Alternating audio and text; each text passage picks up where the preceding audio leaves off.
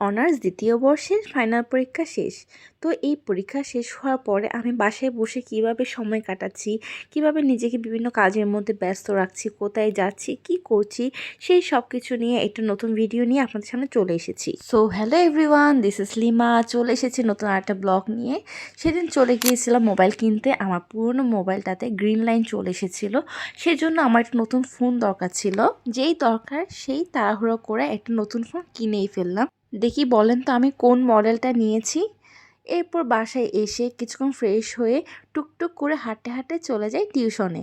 আজকে ছিল আমার লাস্ট টিউশন, আমি যেই টিউশনটা যাচ্ছি সেটা এই বছরের মতো লাস্ট টিউশন। সামনের বছর পড়বে নাকি পড়বে না সেটা জানি না, হয়তো কোনো নতুন টিউশন পাবো। তো আন্টি আমাকে মজার মজার নাস্তা দিয়ে দিয়েছে, আমি ওকে পড়াতে পড়াতে নাস্তাটা করে নিয়েছি। দেন টিউশন শেষ করে চলে আসি বাসায়। বাসায় এসেই দেখি আমাদের করিডোরে অনেক রোদ এসেছে। তো রোদে গাছগুলো দেখতে খুব সুন্দর লাগছিল, আমি আর ভিডিও না করে পারলাম না। এরপর সন্ধ্যাবেলা আমি আর একটু বের হই কাজে।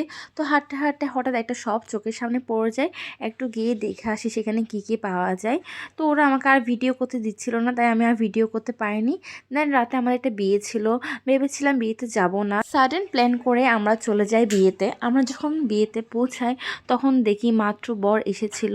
তো আমি একটু ভিডিও করে নিই, দেন আমরা ক্লাবে যাই। সেদিন প্রোগ্রামে আমি একদম সিম্পলভাবে গিয়েছিলাম। আই হোপ কোনো মেয়ে কখনো উইথাউট মেকআপ এভাবে কোনো প্রোগ্রামে অ্যাটেন্ড করেনি, আমি হয়তো প্রথম। তো যাই হোক, এরপর আমরা ডিনারে বসে যাই, আর ডিনারে ছিল আমার ফেভারিট মাটন কষা। সেজন্য আর ভিডিও না করে পারলাম না, তোমাদেরকে একটু দেখাই। দেন খাওয়া দাওয়া করে বাসায় চলে আসি, আর কোনো ভিডিও ক্লিপ নেওয়া হয়নি। তো আজকের জন্য ব্লগটা এখানেই শেষ করলাম। দেখা হচ্ছে পরবর্তী একটা ব্লগে। তো ভালো থাকবেন সবাই, টাটা।